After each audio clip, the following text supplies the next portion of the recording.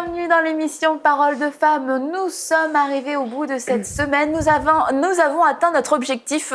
Nous avons terminé cette semaine. Merci Leslie, c'est grâce à toi tout ça. Donc, tu es avec nous encore une dernière journée pour nous parler de la discipline. Encore une fois, de la discipline. De la discipline. Ah, la joie de la discipline. Oui, mais tu as dit qu'il fallait pas avoir peur de ce mot. Tu as dit que ça pouvait même être excitant. Donc là, j'attends de voir, hein, d'accord. Et Anne a dit que la discipline, la routine, c'était formidable. Ah, c'est un repos. C'est un repos, la discipline. Le plus fatigant, c'est de la mettre en place. Ceci dit, une fois que tu es dedans, ça roule tout seul. Plus je vieillis, plus je mature, je dirais. Tu grandis en grâce Plus je trouve, c'est vrai, l'intérêt à la discipline. Je vois les bienfaits de la discipline. Donc aujourd'hui, Leslie, donne-nous envie d'entrer dans cette discipline. Mais la discipline, avec Constance, en fait, ces deux filles-là devraient être nos meilleures amies. Constance, c'est le deuxième prénom de Mathilde. Ah, je devais pas le dire.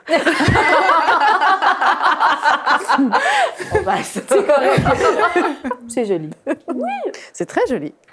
Mais en fait, on doit comprendre que la discipline nous offre la possibilité de passer au travers de tous nos objectifs avec paix et tranquillité. C'est des mots qu'on a du mal à prononcer dans la semaine. Paix et tranquillité. Généralement, tu as tourbillon, tu as problème, tu as obstacle, défi. Mais là, non. Elle te permet en plus de répondre avec paix et tranquillité à toutes les demandes. Toutes les demandes, ce ne sont pas juste les tiennes. Ce sont aussi celles de tes enfants quand tu en as. Et Dieu sait qu'ils en ont des demandes. De ton mari, de ta famille, de tes proches. Des tiennes aussi, mais pas à 3 heures du matin. Donc, le fait d'avoir une discipline te permet réellement, avec un esprit clair, un esprit sain, avec joie, d'y répondre. D'accord, donc la discipline amène finalement de la joie même. Waouh. Oui, et les gens, quand tu dis discipline, les gens ils font « Ah ». C'est comme, non, mais c'est comme dentiste. Ah. Tu sais, il y a des mots comme ça dans nos vies où tu as une répulsion. Mais discipline, on ne devrait pas. Bien au contraire, ça amène la paix, ça amène la liberté. Oui. La discipline amène le plaisir.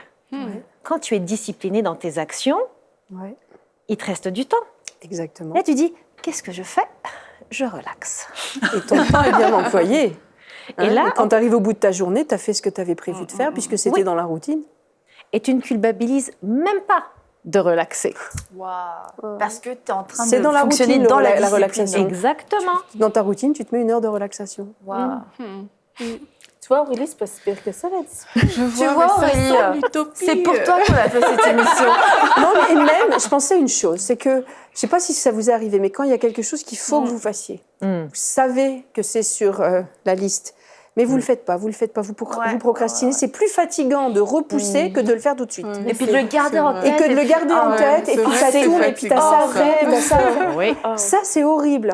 Alors que si c'est... si ça a une place dans ta routine, tu sais que à un moment donné dans ta journée ou dans ta scène, ça va se faire. Donc ça t'enlève un fardeau, ça t'enlève une contrainte, puis tu peux aller l'esprit beaucoup plus léger. Parce que tu sais que chaque chose a sa place dans ta routine et que de toute façon, si tu continues comme ça dans ta routine, tout se fera en temps et en heure. Et donc, c'est un fardeau en moins et c'est beaucoup moins fatigant. Exact. C'est beaucoup moins fatigant d'être discipliné que d'être fouillon. Hein? Et comme on disait dans l'épisode précédent, pour aller avec la discipline, on l'a dit tantôt Aurélie, le tableau de récompense. Je pense qu'elle s'en est fait Est-ce qu'on peut faire comme un petit calendrier de l'Avent avec des petites trappes et puis on ouvre et il y a un bonbon? Ça marcherait peut-être? Mais tu peux mettre des billets, c'est comme va au spa. Plus le spa, va aussi. Des cartes cadeaux de vêtements. Ce serait génial. Ça, c'est cool. Et ça va avec la discipline. Oui, parce que c'est... Je suis désolée, mais la technique de la carotte, ça marche à tout âge quand même. C'est vrai. Mais tu peux te récompenser justement. Tu peux t'offrir des promotions en fonction des actions que tu as acquises. C'est sûr que si tu as réussi, par exemple, à faire tout ton ménage de ta maison toute la semaine, parce qu'avant c'était le chaos chez toi, tu ne vas pas aller t'acheter une paire de Louboutins. C'est un petit peu irrationnel quand même. Faut que On ce soit s'entend. proportionnel. Oui, D'accord. tu sais, quand tu atteins des objectifs qui demandent beaucoup de discipline sur le long terme, tu as des belles récompenses. Un voyage. Ouais, Wow. un voyage. Ah, ça. C'est-à-dire, tu t'es Ça dit, donne envie d'atteindre des tu t'es dit, je vais mettre mes finances en ordre, tu économises, après tu vas tout claquer. Mais tu économises, mais dans ton Avec un économie, but. tu as Avec aussi un appris objectif. à acheter ton billet d'avion Mhm. plus intelligemment. C'est vrai, c'est vrai. C'est vrai, j'avoue. c'est vrai. Quand même, parce qu'il y a une phrase qui est très importante, puis elle est tellement importante que je l'ai écrite, c'est la discipline. Qu'est-ce que c'est? C'est pouvoir choisir ce qui va avec nos valeurs. Ouais. Je vais la redire encore une fois. Vas-y. Ouais. La discipline, c'est pouvoir choisir ce qui va avec nos valeurs. Donc, dans la mesure où ça ne va pas avec nos objectifs, avec nos valeurs de vie, à notre standard de femme de foi, on devrait enlever ce qui ne va pas pour rester focalisé et discipliné avec ce qui va avec nous et ce qui nous Bah oui. convient. Ouais. C'est juste ça. C'est vrai. La discipline est de pouvoir choisir Et de pouvoir dire non. et de pouvoir dire non. Imagine juste le fait d'utiliser le mot pouvoir. Non, J'essaye le pouvoir du non. de pouvoir dire non. Tu as ce droit-là Ouais. de dire non. Ouais. Et je pense que les gens aujourd'hui ne se rendent même pas compte de cette richesse de dire non merci, c'est très gentil. Mais tu vois, c'est parce que tu le dis très bien. Non, merci, c'est très gentil. Avec C'est grâce. parce que, Faut se autant fatiguer. quelquefois, la Ouais. discipline, on peut en avoir une image très stricte et très sévère, quelque chose qui va vraiment nous contraindre, plutôt que finalement nous ouvrir une porte vers la liberté. Et le fait de dire non, on peut aussi en avoir cette image, je vais passer pour quelqu'un de rigide, cœur, ou d'égoïste. rigide, Ouais. d'égoïste, etc. C'est mes besoins d'abord, mais on n'est pas obligé de dire non de façon méchante. Non, il y a une façon de dire Voilà. non. Imaginons que tu viennes pour un besoin et que malheureusement je ne puisse pas y répondre. Je vais te dire, Annabelle, c'est vraiment gentil que tu aies pensé à moi. Malheureusement, je ne pourrai pas. Par contre, je peux te référer quelqu'un qui va pouvoir t'aider. Et c'est de trouver une ressource. Et moi, je vais dire, excuse-moi, c'est impossible. Et là, on dit, passez au suivant. C'est pour ça que la discipline, les gens l'aiment pas à cause de ça. Mais toi, tu as dû apprendre cette discipline-là parce que j'imagine quand tu es passé de tes 120 heures à un horaire plus normal, tu as dû dire non à plein de choses parce qu'en 120 heures, on a le temps de dire oui à un tas de choses. Donc, tu as dû dire non à des gens, à des opportunités, à des clients. Oui. Et là, est-ce que c'était facile ou ça a été Non. un apprentissage? Non, est-ce que c'est facile à un enfant à qui on dit non de manger du chocolat juste avant le dîner? Non. Mais pourtant, on le fait. Hein. Mais il y a des gens qui ne savent pas dire non. Il y a des gens pour qui dire non, c'est vraiment un défi. Ça, c'est la peur du rejet. Donc, Parce que dis-nous si tu comment dis on peut non, dire non. tu as peur de te sentir rejeté et te fermer une porte. Et là, les gens vont dire, ah, laisse faire, elle dit toujours non, on ne lui demande plus rien. Mais ça n'a pas rapport. Il faut expliquer, pas se justifier. Mais tu dis vraiment, non, je suis désolée, c'est vraiment gentil d'avoir pensé à moi, mais je ne peux pas. Parce que présentement, ben, je dois finir cet objectif-là, je dois finir cette tâche, je dois me concentrer là-dessus. Et on peut avoir une discipline dans le cadre du ministère aussi. Oui, il faut. On en a déjà parlé dans qu'on l'émission, peut, mais c'est une on voie. peut en revenir encore et encore parce que ça se décline de multiples façons aussi subtiles et perverses les unes que les autres pour pouvoir nous faire croire qu'on n'a pas le droit de dire non quand ça concerne les choses Ouais, spirituelles. c'est vrai. Parce que là, c'est comme si on manquait d'amour, de compassion, de tout. Et on doit pouvoir dire non aussi pour ces La genres de chose, choses. tu vois, c'est qu'à force de jamais dire non, parce que oui, il y a un besoin dans l'église locale. On est tous d'accord, il y a un besoin dans l'église locale. Mais à force de ne jamais dire non, je suis désolée de dire ce que je vais dire. Non, je suis absolument pas désolée du tout.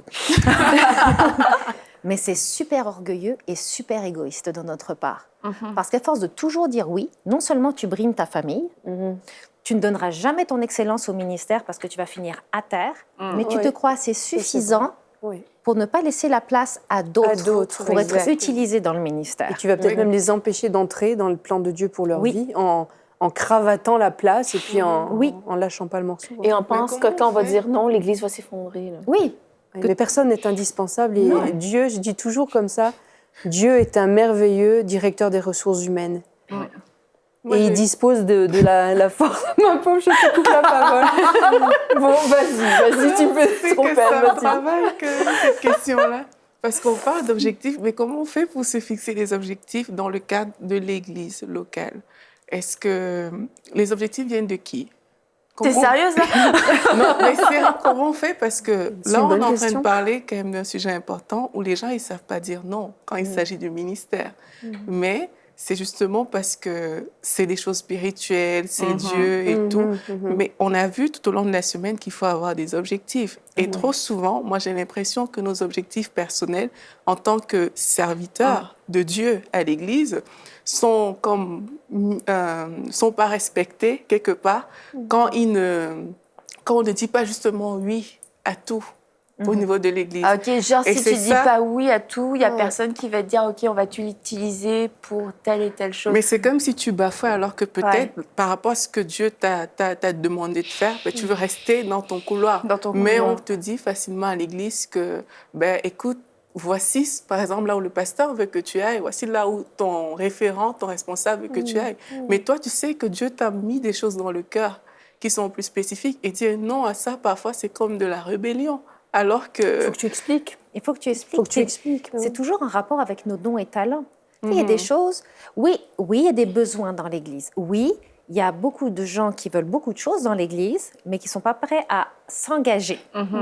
Et donc, ceux qui s'engagent, ils ont une double charge. Oui, mais en même temps, on doit être assez honnête avec nous-mêmes, et c'est une grande preuve de respect envers les autorités que de leur expliquer quels sont les dons que Dieu et les dons et les talents que Dieu a mis en nous. À un moment donné, il fallait qu'on fasse le site web de notre église et je faisais partie du projet. C'est bien, mais c'est pas ma spécialité. On a un génie informatique dans notre église. C'est lui qui fait tous les sites web. Au début, je faisais partie, mais j'ai expliqué que je dis pas que mon expérience se passait mal, mais j'étais dépassée par les événements. Là, mes pasteurs ont regardé le travail que je fais dans mon quotidien. Je fais des lives sur Facebook 2 fois par semaine, podcasts et tout. Je suis extrêmement sur les réseaux sociaux professionnels, pas personnels. Ils ont dit, tu sais quoi, il y a un événement qui va se faire, tu vas t'occuper de Facebook. Et ça s'est fait comme ça tout seul. Parce que ça fait partie de qui je suis. Donc, c'est aussi aux autorités d'avoir le discernement, de savoir comment utiliser les membres de leur église. C'est vrai, ça. Oh, c'est plus par rapport au côté rébellion. Bah, en fait, tout aussi, dépend on aussi explique. de ta motivation, enfin, pas toi, mais de la motivation qu'on a pour dire le non. Est-ce que ça répond à vraiment une obéissance du Seigneur, à une discipline qu'on a décidé de suivre pour pouvoir atteindre les objectifs, ou alors si c'est un non un peu de confort et puis qui va nous accommoder nous parce que j'ai pas envie de faire ça, j'aime pas faire ça, et qu'il n'y a pas le cœur du serviteur. Mais si c'est un non qui est dans le respect et qui est avant tout dans l'obéissance à Dieu, bah là, je pense on peut être en paix, on est en paix avec Dieu, on sait que Dieu n'est pas en désaccord avec notre décision et avec la réponse qu'on a formulée. Mais par contre, c'est sûr, il faut être sage, il faut savoir s'examiner et puis savoir pourquoi on a dit non, quoi, voilà. Est-ce que c'est parce que je veux pas servir, je veux faire juste ce qui me plaît? Et dans ces cas-là, bah, le non n'a pas une bonne motivation et c'est normal que là, le pasteur veuille inculquer comme l'esprit de service au-delà du don. Donc c'est plus une question de motivation On te et de sert cœur. souvent le verset, tout ce que ta main trouve à faire, fais-le. Mais faut Donc voir c'est la saison difficile aussi. dans ce cadre-là de dire non, mais de toute façon, à un moment donné, si tu dis oui à tout, tu vas finir par vraiment négliger, être ça, mauvais dans ce que Dieu a vraiment mis sur ta vie, Et tu vas te brûler. et puis tu vas te brûler et tu vas empêcher les autres qui sont appelés de rentrer dans le plan de Dieu pour eux. Donc il faut vraiment non seulement regarder à soi, mais c'est difficile pour notre orgueil, mais à un moment donné, il va falloir qu'on comprenne la leçon que nul n'est indispensable. Et que si tu es fatigué, si tu es occupé à autre chose que Dieu a mis sur ton assiette, tu peux dire non avec la paix dans le cœur parce que Dieu a prévu quelqu'un d'autre pour cette place-là. Donc il ne faut pas avoir l'orgueil, j'allais dire la suffisance de croire qu'on est indispensable. Et j'aimerais dire même quand on est pasteur. Même quand on est pasteur, on n'est pas Et indispensable. de croire qu'on va perdre toute légitimité ou toutes nos promotions, parce que nos promotions ne viennent pas non plus Et puis, d'un homme. Paul disait, si j'avais voulu être serviteur, voulu plaire aux hommes, je ne serais pas serviteur de Christ. Et on doit avant tout chercher, comme on le dit depuis le début des émissions, quelle est ta volonté, Seigneur? Quelles sont mes réelles priorités? J'ai 24 heures dans la journée, c'est clair. Je ne peux pas être à la pouponnière, je ne peux pas être au ménage, je ne peux pas être à l'accueil, je ne peux pas être aux caméras, je ne peux pas être sur Facebook, etc.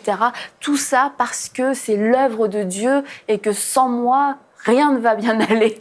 Là, il va y avoir un petit déséquilibre. Même c'est mettre en danger l'œuvre de Dieu aussi, parce que si tu es Exactement. partout, le jour où toi, tu n'es pas là, où tu es fatigué, où tu es malade, qu'est-ce qui va se passer? Tout bloque. C'est une mauvaise attitude que de vouloir truster toutes les places. Mais comme tu disais, c'est différent.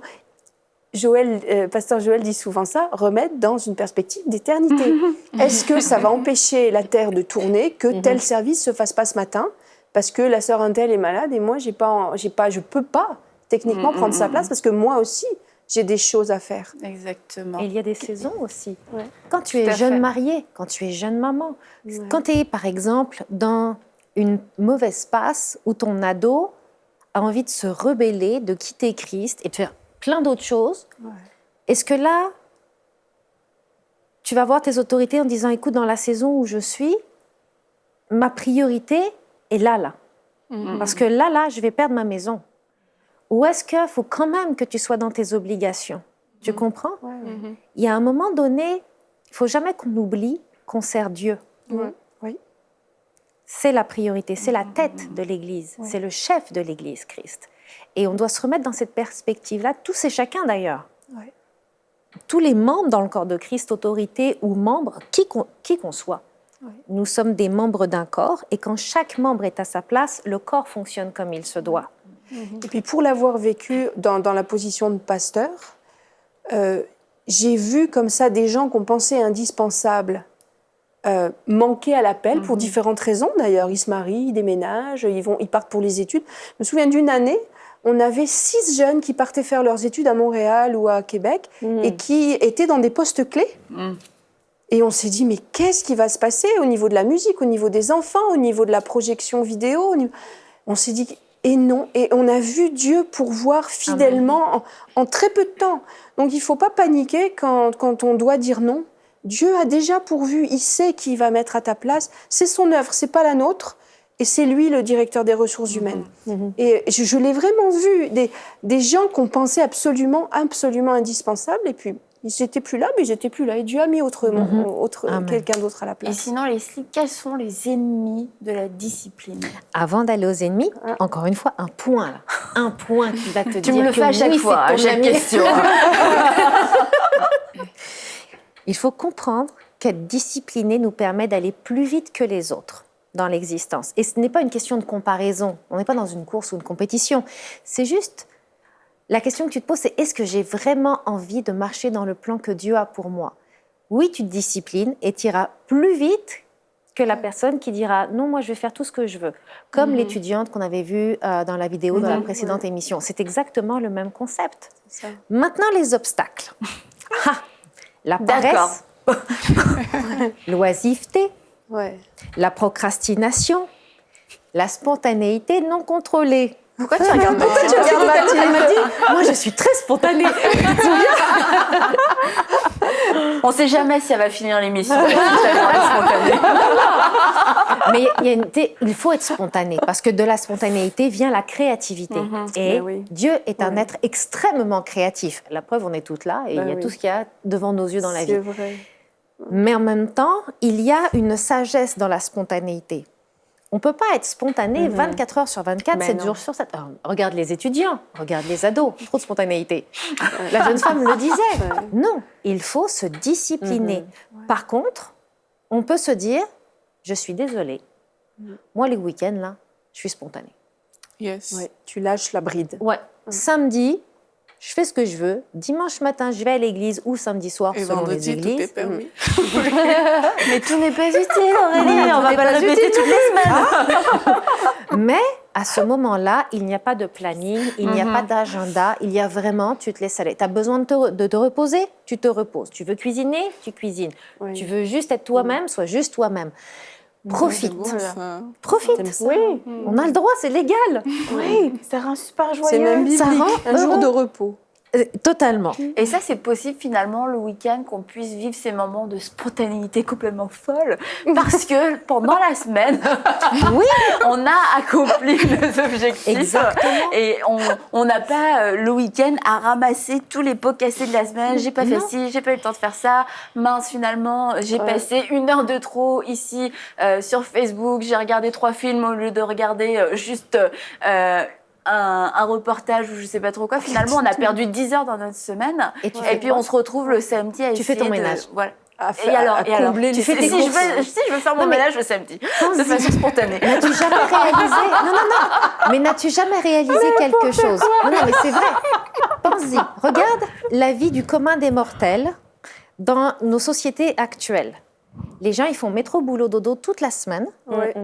Et la spontanéité du week-end, c'est les courses, le ménage. Ouais. C'est où la spontanéité? Bah attends, tu peux choisir de commencer à laver dans la cuisine ou dans la salle de bain. Ah, mais franchement, si tu te disciplines, si tu te disciplines à ranger ta maison un petit peu tous les jours, que tu mets tout le monde dans l'histoire de ranger ta maison, la délégation des tâches, et un petit peu à chaque jour vous le faites, le samedi matin, ta maison, elle est super propre. Tu mets tout le monde dans l'auto, tu t'en vas. Tu t'en vas. Tu fais tes courses un autre soir dans la semaine, mercredi soir, jeudi soir, je sais pas, un autre soir. Il n'y a rien le week-end. Tu peux faire semblant qu'on était dans l'ancien temps où les magasins, les supermarchés, c'était fermé dimanche. Comme en France. En France, le dimanche, c'est fermé. Mais pas ici, c'est fou, c'est ouvert jusqu'à 22h le soir, tous les jours. Mais c'est vrai que ça semble pas, mais le fait d'avoir des commerces qui sont ouverts aussi tard et aussi souvent, c'est un ennemi de la discipline parce que tout est tout le temps possible. C'est possible de retarder, c'est possible de le faire encore, même à 1 heure où tu n'es pas censé le faire, parce que c'est encore possible. Mais quand tu n'as pas le choix, que ton magasin il est ouvert du lundi au vendredi, au samedi quand même, le dimanche tu peux rien faire, tu prévois en conséquence. Exact. Et tu vas pas. Et tu peux vraiment relaxer. Tu peux vraiment apprécier ta journée, avoir un temps de qualité avec des gens que tu aimes. Tu n'es pas à la course. Tu vois, c'est un avantage. Et tu as le sentiment d'accomplissement aussi. Tu es tellement Parce contente. que toute la semaine, tu as réussi avec la discipline à accomplir les projets que Dieu t'a déposés, ce que tu étais censé faire pour ta famille, pour ton travail, pour le ministère. Et c'est une source d'épuisement de vivre dans un fouillis permanent. C'est fatigant. Et je me souviens de ma fille qui me témoigne. J'ai une de mes filles qui est extrêmement organisée. Quand elle était à l'université en architecture, il y avait une masse de travail énorme.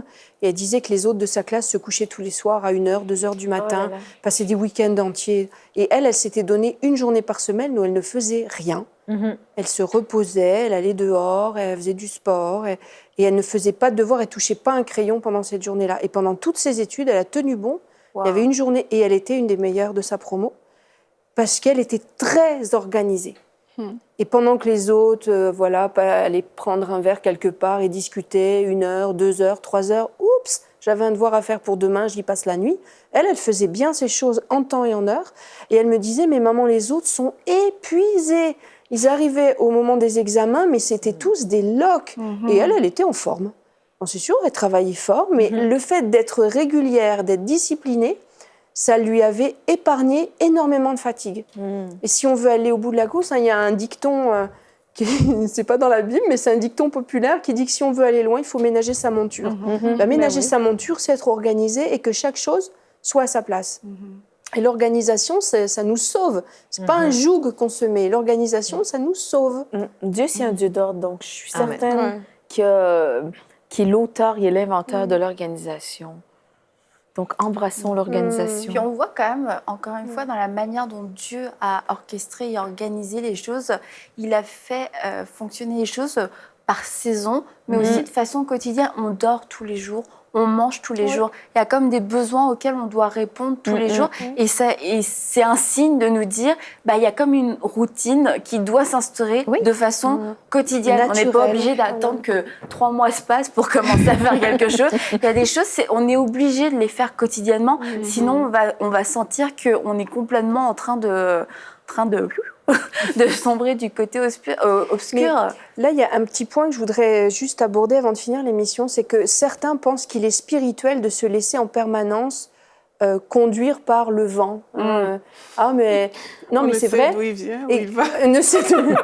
Exactement. Et quelque part, ça serait quasiment même un péché d'être trop organisé et de trop planifié. Mais l'organisation est spirituelle. Et quand on regarde la création est organisée. Oui. Elle est organisée en cycle, elle est organisée en fréquence, elle est organisée en saison, en semaines, en jours, en minutes, en secondes. Vous regardez les planètes, comment elles tournent. Le soleil tournent se sur lève, elles-mêmes, le soleil se couche, il y a un jour, il y a une nuit. Tout est séquence et tout est fréquence et tout est organisé. Donc Dieu a voulu la création pour qu'elle soit organisée.